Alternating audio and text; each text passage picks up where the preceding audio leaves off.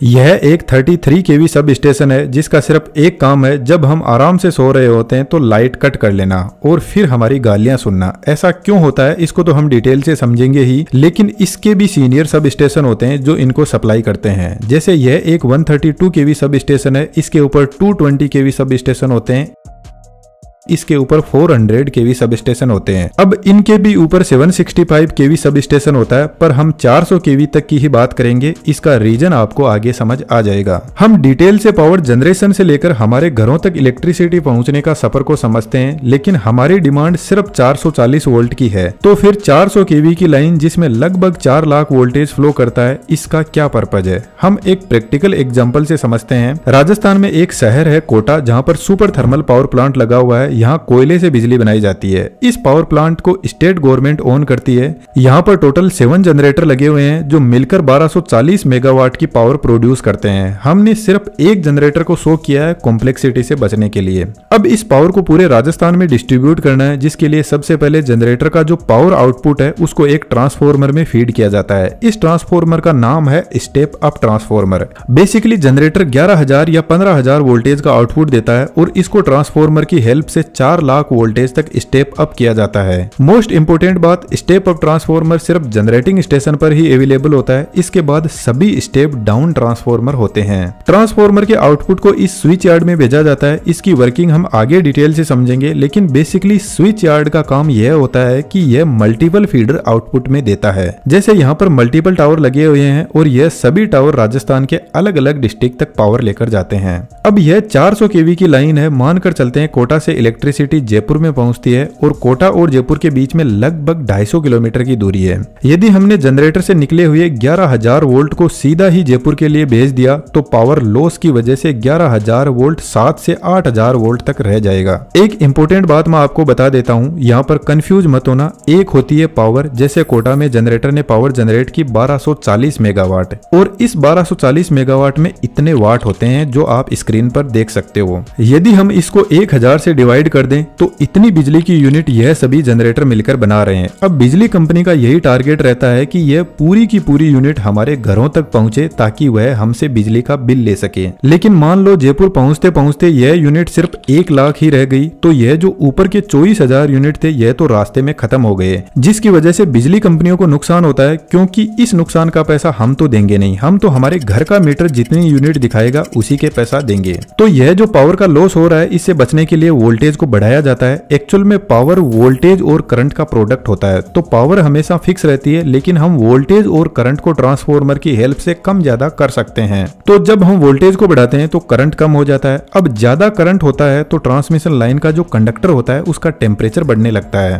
और वह गर्म होने लगता है, जिससे हमारी जो पावर थी वह हीट एनर्जी में बदल जाती है और रास्ते में लॉस हो जाती है। तो जैसे ही ट्रांसफॉर्मर वोल्टेज को बढ़ाने लगता है तो उसी के रेस्पेक्ट में करंट कम होता जाता है, जिससे कंडक्टर का टेम्परेचर ज्यादा नहीं बढ़ेगा। और सबसे इंपॉर्टेंट बात, जब करंट कम होता है तो कम करंट को हम पतले वायर से भी फ्लो करवा सकते हैं, जिससे ट्रांसमिशन लाइन की कॉस्ट भी कम होती है। जब यह 400 केवी की लाइन जयपुर पहुंचती है तो इस वोल्टेज को धीरे धीरे डाउन लाने की प्रोसेस स्टार्ट की जाती है, जिसका काम यह स्विच यार्ड करते हैं। इस स्विच यार्ड में जैसे 3 इनकमिंग लाइन आ रही है, इन तीनों लाइन में से 2 कोटा से आ रही है और एक मान के चलते हैं दिल्ली से आ रही है। यदि कभी कोटा का पावर प्लांट फेल हो गया, कभी हमें ज्यादा लोड की जरूरत पड़ी, तो हम दिल्ली वाली पावर को भी यूज में ले सकते हैं। यह ट्रांसमिशन लाइन इस गेंट्री टावर पर आकर टर्मिनेट होती है। स्विच यार्ड का जो सबसे पहला इक्विपमेंट होता है उसका नाम है लाइटिंग अरेस्टर और यह ट्रांसमिशन लाइन के पैरेलल में लगा रहता है। जब आसमान वाली बिजली गिरती है और वह नीचे आने लगती है तो आपने देखा होगा उसके बहुत सारे विंग्स होते हैं और बेसिकली यह विंग्स किसी पेड़ या ट्रांसमिशन लाइन को ढूंढते रहते हैं जो जमीन से सबसे ज्यादा ऊंचाई पर है, क्योंकि इस लाइटिंग को जमीन के अंदर जाकर अपने आप को डिस्चार्ज करना होता है और हमारी जो ट्रांसमिशन लाइन होती है यह काफी ऊंचाई पर होती है। तो जैसे ही यह लाइटिंग स्ट्राइक ट्रांसमिशन लाइन पर गिरती है तो ट्रांसमिशन लाइन में ऑलरेडी 4 लाख वोल्टेज फ्लो कर रहा है और इस थंडर लाइटिंग की वजह से यह वोल्टेज करोड़ों में फ्लो करने लग जाता है। और हमने ट्रांसमिशन लाइन और जितने भी इक्विपमेंट यहाँ पे लगे हुए हैं उनकी डिजाइन 4 लाख वोल्टेज के हिसाब से की है, करोड़ों वोल्टेज के हिसाब से नहीं की। तो लाइटिंग अरेस्टर इस थंडर स्ट्राइक के हेवी वोल्टेज को सीधा जमीन में भेज देता है, क्योंकि लाइटिंग स्ट्राइक के टाइम एलए लो रजिस्टिव पाथ प्रोवाइड करवाता है और करंट हमेशा सीधा भागने की कोशिश करता है, तो यह इससे जमीन में चला जाता है। बेसिकली स्विच यार्ड के नीचे एक मेटल का ग्रिड स्ट्रक्चर सेट किया जाता है जो हाई वोल्टेज को आसानी से ग्राउंड कर देता है।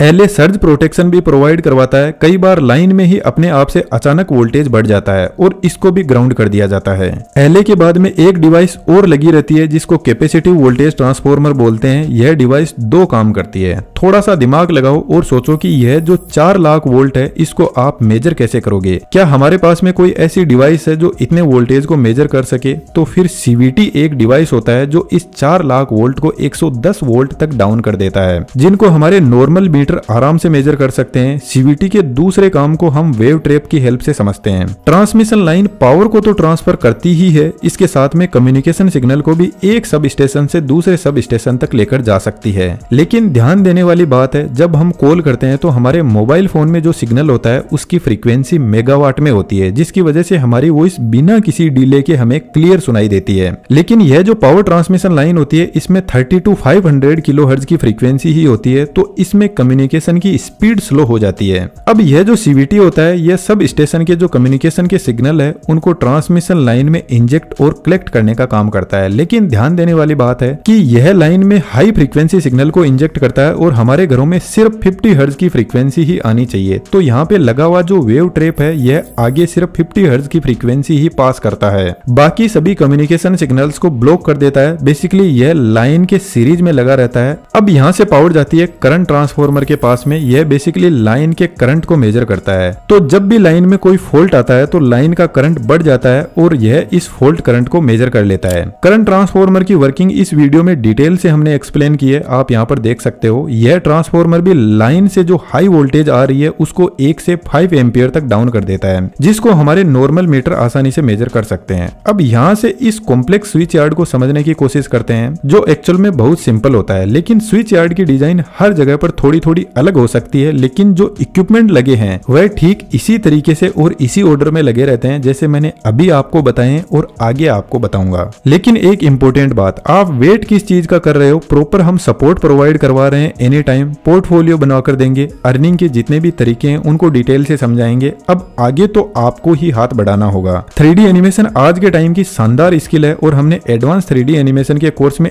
A to Z सभी टाइप के एनिमेशन को कवर किया है। आप जैसा चाहो वैसा एनिमेशन क्रिएट कर सकते हो। पूरी डिटेल डिस्क्रिप्शन में अवेलेबल है। वेट करने में कुछ नहीं रखा, कुछ सीखने पर फोकस करो। अब वापस टॉपिक पर आते हैं। इस 400 kV सब स्टेशन में 3 बस है, main bus 1, main bus 2 and transfer बस। इसका यूज अभी आपको आगे समझ आ जाएगा, लेकिन हमारा टारगेट है इन बस को चार्ज करना। सिटी से लाइन वापस गेंट्री टावर के पास में जाती है और इधर से होते हुए लाइन को नीचे उतारा जाता है।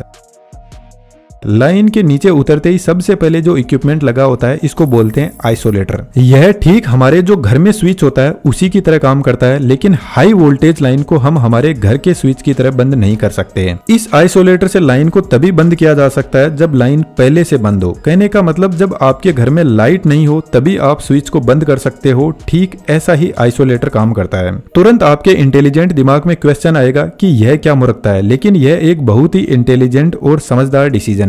जब लाइन चालू रहती है और हम इस आइसोलेटर को ओपन करते हैं तो आप देखोगे हाई वोल्टेज की वजह से आइसोलेटर के कॉन्टेक्ट तो अलग हो गए, लेकिन फिर भी हेवी स्पार्किंग की वजह से कनेक्शन बना हुआ है और इस हेवी स्पार्किंग की वजह से आइसोलेटर के जो कॉन्टेक्ट है वह गर्म होकर पिघल जाते हैं। तो आइसोलेटर कभी भी ऑन लोड लाइन को ब्रेक नहीं कर सकता। तो लाइन ब्रेक कैसी होती है इसको समझते हैं। आइसोलेटर के आगे लगा रहता है एक और करंट ट्रांसफॉर्मर। इसके बारे में अभी हमने बात की थी। यह भी फॉल्ट करंट को मेजर करने का काम करता है। करंट ट्रांसफॉर्मर के आगे लगा रहता है सर्किट ब्रेकर। यह हमारे घर में ठीक MCB स्विच के जैसे होता है, जो जब भी किसी को करंट लगता है तो ऑटोमेटिकली बंद हो जाता है। सर्किट ब्रेकर के आगे एक और आइसोलेटर लगा रहता है और इस आइसोलेटर से सप्लाई मेन बस 1 को दी जाती है, जिससे मेन बस चार्ज होती है। अब एक फॉल्ट कंडीशन लेते हैं जिससे पूरा कंसेप्ट आपको क्लियर हो जाएगा। मान लेते हैं स्विच यार्ड से जब लाइन निकलकर आगे जाती है तो कहीं पर कोई वायर जमीन पर गिर गया और एक बड़ा लाइन टू ग्राउंड फॉल्ट हो गया। तो सबसे पहले यहाँ पे लगा करंट ट्रांसफार्मर चेक करेगा कि करंट एकदम से ज्यादा बढ़ गया है, इसका मतलब कहीं पर फॉल्ट हुआ है। यह सिग्नल दिया जाएगा सर्किट ब्रेकर को और सर्किट ब्रेकर इस हाई करंट की वजह से लाइन को ट्रिप कर देगा, जिससे आगे की पूरी लाइन की सप्लाई बंद हो जाएगी। अब सर्किट ब्रेकर ने लाइन को बंद तो कर दिया, लेकिन एक बड़ी प्रॉब्लम होती है। यह जो सर्किट ब्रेकर है इसका नाम है SF6 सर्किट ब्रेकर, और जब यह लाइन को कट करता है तो इसमें ऐसे कॉन्टेक्ट होते हैं जो दूर दूर हो जाते हैं। अब जिस तरीके से आइसोलेटर में स्पार्किंग हुई थी, ठीक वैसी स्पार्किंग यहाँ पर भी होती है, लेकिन यहाँ पर SF6 गैस होती है, वह इस स्पार्किंग को बुझा देती है। लेकिन प्रॉब्लम यह होती है कि सर्किट ब्रेकर जब लाइन को ब्रेक करता है तो इसके दोनों कॉन्टेक्ट के बीच में दूरी बहुत कम होती है, तो हो सकता है लाइन के अंदर थोड़ा करंट महसूस किया जा सकता है। यदि और सिंपल लैंग्वेज में समझे तो सर्किट ब्रेकर ठीक कपल्स के बीच में जस्ट हुए ब्रेकअप की तरह होता है। आपस में बात नहीं होती है, लेकिन कनेक्शन फिर भी थोड़ा बहुत बना रहता है। तो फिर सेफ्टी पर्पज के लिए इस आइसोलेटर को भी ओपन कर दिया जाता है, जिसके कॉन्टेक्ट के बीच में भरपूर दूरी है, जिसका मतलब है अब फाइनल ब्रेकअप हो चुका है, कोई कॉन्टेक्ट नहीं बचा। वैसे सर्किट ब्रेकर की डिटेल वर्किंग हमने इस वीडियो में एक्सप्लेन की है, जरूर से देखना, आपको इलेक्ट्रिकल इंजीनियरिंग में बहुत हेल्प करेगा। अब आपके दिमाग में एक क्वेश्चन और आना चाहिए कि इधर एक और आइसोलेटर क्यों लगाया है। एक्चुअल में जो सर्किट ब्रेकर होता है उसका मैकेनिज्म बहुत कॉम्प्लेक्स होता है, तो इसको भी मेंटेनेंस की जरूरत पड़ती है, तो इस पर काम करने के लिए आइसोलेटर को भी ओपन कर दिया जाता है।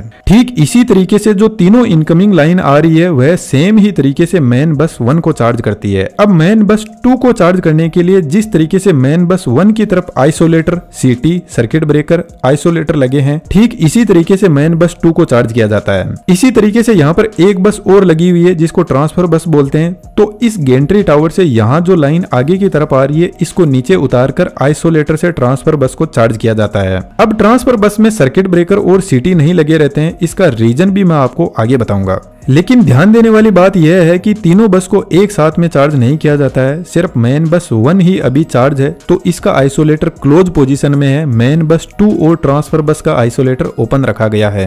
अब यह मेन बस इधर की साइड में आ रही है, जहां से वापस लाइन को आइसोलेटर में लाया जाता है और फिर सर्किट ब्रेकर में, फिर वापस आइसोलेटर में और फिर वापस ऊपर गेंट्री टावर से होते हुए यह लाइन ट्रांसफॉर्मर के पास में पहुंचती है। यह एक स्टेप डाउन ट्रांसफॉर्मर है जो 440 किलोवोल्ट को 220 किलोवोल्ट तक रिड्यूस कर देता है। सेम ही तरीके से इस दूसरे ट्रांसफॉर्मर का कनेक्शन भी यहाँ पर लगा हुआ है। अब यह मेन बस जितनी इधर आ रही है उतनी ही उधर दूसरी साइड में भी जा रही है, तो दोनों साइड में मल्टीपल ट्रांसफॉर्मर लगाए जा सकते हैं। लेकिन यहाँ पर एक इंपॉर्टेंट डिवाइस और लगा हुआ है। ट्रांसफॉर्मर जैसा ही है, लेकिन इसके आउटपुट में कोई भी टर्मिनल नहीं है। जो इलेक्ट्रिकल इंजीनियरिंग से है वह जरूर से कमेंट बॉक्स में बताएं इस डिवाइस का नाम क्या है, इसको हम किसी और वीडियो में डिस्कस करेंगे। अब मैं आपको बस का कॉन्सेप्ट आसान भाषा में समझाता हूँ। मान लेते हैं यह जो ट्रांसफॉर्मर है यह जयपुर में जिधर गवर्नमेंट ऑफिशियल्स रहते हैं उधर की तरफ सप्लाई दे रहा है, और यह वाला जो ट्रांसफॉर्मर है यह आप और हम जैसे लोगों की कॉलोनी में, मानसरोवर कॉलोनी में सप्लाई दे रहा है। अब मान के चलते हैं कोटा वाली साइड से जो सप्लाई आ रही है वह किसी रीजन की वजह से बंद हो जाती है और दिल्ली से आ रही सप्लाई चालू है, और वह इतनी सफिशिएंट नहीं है कि गवर्नमेंट ऑफिशियल वाली साइड और मानसरोवर कॉलोनी दोनों साइड में सप्लाई दी जा सके। तो सिंपल सी बात है, आम जनता वाली साइड में जो लगा हुआ सर्किट ब्रेकर है सबसे पहले इसको ओपन किया जाता है और हमारी लाइन को बंद कर दिया जाता है, और गवर्नमेंट ऑफिशियल्स के एयर कंडीशनर आराम से चलते रहते हैं। बेसिकली हम बिजली वालों को गाली निकालते हैं, लेकिन उनके पास यह प्रोटोकॉल्स होते हैं कि पोस्ट एरिया की सप्लाई बंद नहीं होनी चाहिए, कंडीशन जो कुछ भी हो, और यह प्रोटोकॉल भी गवर्नमेंट ही बनाती है जिनको हम वोट देते हैं, और यह राजस्थान की बात नहीं है, ऑल इंडिया में ऐसा ही होता है। अब इन मल्टीपल बस के कॉन्सेप्ट को समझते हैं। जैसे यह कोटा वाली लाइन आ रही है और यह कुछ इस तरीके से मेन बस 1 को चार्ज कर रही है, लेकिन कभी मेन बस 1 के इक्विपमेंट में भी प्रॉब्लम आ सकती है और इस पर भी मेंटेनेंस का काम चल सकता है। तो फिर ऐसी कंडीशन में मेन बस 1 के आइसोलेटर और सर्किट ब्रेकर ओपन किए जाते हैं और मेन बस 2 को चार्ज किया जाता है। अब मेन बस 2 की लोड साइड में चलते हैं, तो इधर इस आइसोलेटर पर सप्लाई उतारी जाती है, यहाँ से सर्किट ब्रेकर और आइसोलेटर से होते हुए वापस लाइन ऊपर जाती है और फिर से ट्रांसफॉर्मर को फीड कर दिया जाता है। तो कई बार सब स्टेशन में मेंटेनेंस का काम चलता है, तो एक बस का लोड दूसरी पर ट्रांसफर किया जाता है ताकि हमारी सप्लाई इंटरप्ट ना हो। अब यह जो ट्रांसफर बस है जिसमें कोई भी सिक्योरिटी नहीं है, सिर्फ एक आइसोलेटर लगा हुआ है, इसका काम सिर्फ टेम्परेरी होता है। जब दोनों बस पर कोई काम चल रहा होता है तो सिर्फ कुछ टाइम के लिए इसको काम में लिया जाता है, फिर वापस लोड को उन दोनों लाइन पर भेज दिया जाता है। स्विच यार्ड का मेन काम लोड बैलेंसिंग का होता है। जब फेस्टिवल सीजन होता है तो हमारी इलेक्ट्रिसिटी की डिमांड एकदम से बहुत ज्यादा बढ़ जाती है, तो फिर ऐसी कंडीशन में इस सब स्टेशन के अंदर जितनी भी लाइंस आ रही है कोटा और दिल्ली से, इन सभी लाइन को मेन बस 1 और मेन बस 2 में फीड किया जाता है। अब दोनों बस चार्ज है तो कुछ ट्रांसफॉर्मर को कोटा वाली लाइन से कनेक्ट किया जाता है और कुछ ट्रांसफॉर्मर को दिल्ली वाली लाइन से कनेक्ट किया जाता है और इस तरीके से लोड को बैलेंस करते हैं। अब वैसे तो यह दोनों मेन बस अभी मैंने आपको डिटेल से बताया किस तरीके से कनेक्ट होती है, लेकिन फिर भी यहाँ पर साइड में एक बस कपलर लगा रहता है जो इन दोनों बस को आपस में कनेक्ट करता है, जो लोड बैलेंसिंग के टाइम पर कई बार काम में लिए जाते हैं। यह एक स्टेप डाउन ट्रांसफॉर्मर है जो 400 केवी को 220 केवी तक स्टेप डाउन करता है। ट्रांसफॉर्मर की वर्किंग आप इस वीडियो से देख सकते हो, लेकिन अभी भी यह वोल्टेज बहुत ज्यादा हाई है। 220 केवी की सप्लाई जनरली यह ट्रांसफॉर्मर जयपुर के उन एरियाज में दी जाएगी जहां पर लोड की ज्यादा डिमांड है। जैसे मान के चलते हैं यह 220 केवी का सब स्टेशन जयपुर के गवर्नमेंट ऑफिशियल्स के एरिया में बना हुआ है और यह वाला ट्रांसफॉर्मर ठीक इसी तरीके से जयपुर के मानसरोवर कॉलोनी में सप्लाई भेज रहा है। इस तरीके से जयपुर के जो बड़े एरियाज है जैसे तहसील लेवल पर भी कुछ 220 केवी के फीडर्स भेज दिए जाते हैं, तो एक सब स्टेशन से मल्टीपल फीडर निकलते हैं जिनको अलग अलग एरिया में भेज दिया जाता है। अब यह जो 220 केवी का सब स्टेशन है यह ठीक 400 केवी वाले सब स्टेशन की तरह ही काम करता है, लेकिन जब इस सब स्टेशन से पावर बाहर निकलती है 220 केवी को यहाँ पे लगा हुआ ट्रांसफॉर्मर 132 केवी तक रिड्यूस कर देता है। अब इस स्विच यार्ड से भी मल्टीपल फीडर निकलते हैं जो और फिर छोटी छोटी कॉलोनियों में जाते हैं। जैसे मान के चलते हैं कॉलोनी ए और कॉलोनी बी में यह फीडर पहुंच गए। अब यहाँ पर जो सब स्टेशन है यह 132 केवी को फिर से 33 केवी तक रिड्यूस कर देता है और इस सब स्टेशन से भी बहुत सारे मल्टीपल फीडर निकलते हैं। जैसे मान के चलते हैं किसी इंडस्ट्री को बहुत ज्यादा पावर की डिमांड है तो एक फीडर इसने इंडस्ट्री को भेज दिया 33 केवी का। अब यह पावर वहां पहुंचती है तो यहाँ पर एक ट्रांसफॉर्मर और लगाया जाता है जो 33 केवी को 440 वोल्ट तक डाउन कर देता है। एक फीडर को हम रेलवे के सब स्टेशन के लिए भेज देते हैं, इसी तरीके से एक फीडर को जयपुर के ग्रामीण एरिया में भेज देते हैं। तो यहाँ पर भी 33 का एक और सब स्टेशन बना देते हैं लोड बैलेंस करने के लिए, जो 33 केवी को 11 केवी तक रिड्यूस कर देता है।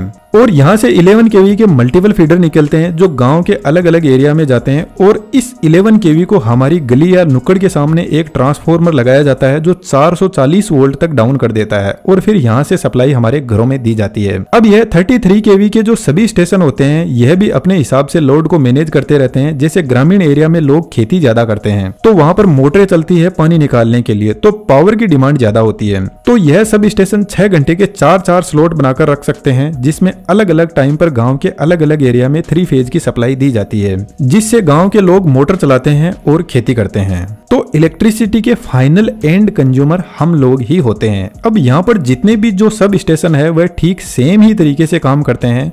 हर सब स्टेशन में बस को चार्ज किया जाता है और फिर उससे मल्टीपल फीडर निकलते हैं। लेकिन एक इंपॉर्टेंट बात मैं आपको बता देता हूँ, यह जो इलेक्ट्रिसिटी का आपने सफर देखा यह काफी लंबा था, लेकिन कोटा में जो लगा हुआ सुपर थर्मल पावर प्लांट पर जनरेटर है वह कभी भी बंद नहीं होता है। यहाँ पर मल्टीपल यूनिट होती है तो कोई यूनिट बंद भी होती है तो दूसरी को चालू कर दिया जाता है। यहाँ पर पावर एनी टाइम अवेलेबल रहती है, फिर भी हमारी सप्लाई क्यों चली जाती है? इसके पीछे रीजन होता है लोड बैलेंसिंग। जो आपने इलेक्ट्रिसिटी का इतना लंबा सफर देखा इसमें हाई वोल्टेज बहुत ज्यादा होता है, जिसकी वजह से कई बार गर्मी की वजह से कोई भी इक्विपमेंट खराब हो जाता है या कोई फॉल्ट आ जाता है तो लाइन को बंद करना पड़ता है, जिसकी वजह से हमारी सप्लाई बंद कर दी जाती है। और जैसा मैंने ऊपर आपको एक एग्जांपल दिया था, जो पोस्ट एरियाज होते हैं उनमें सप्लाई हमेशा चालू रहती है, तो कई बार यह भी एक रीजन होता है कि जब सफिशिएंट लोड नहीं होता तो सिर्फ इंपोर्टेंट एरियाज की ही सप्लाई ऑन रखी जाती है। और जो लोग गाँव से बिलोंग करते हैं उन लोगों ने देखा होगा कि गाँव में पावर कट बहुत ज्यादा होते हैं, क्योंकि गाँव में सिटीज के मुकाबले फैक्ट्रियां नहीं होती है और खुला माहौल होने की वजह से लोग कुछ टाइम तक रह सकते हैं। मेरे ख्याल से आपको इलेक्ट्रिसिटी का इतना लंबा सफर अच्छे से समझ आया होगा। फिर भी कोई डाउट हो तो कमेंट बॉक्स में जरूर से लिखना। आप हमें सपोर्ट करने के लिए चैनल की मेंबरशिप ज्वाइन कर सकते हो। ऐसा एनिमेशन सीखने में इंटरेस्टेड हो तो डिस्क्रिप्शन में डिटेल्स अवेलेबल है, जरूर से ज्वाइन कीजिएगा, आपको बहुत कुछ सीखने को मिलेगा। Thank you.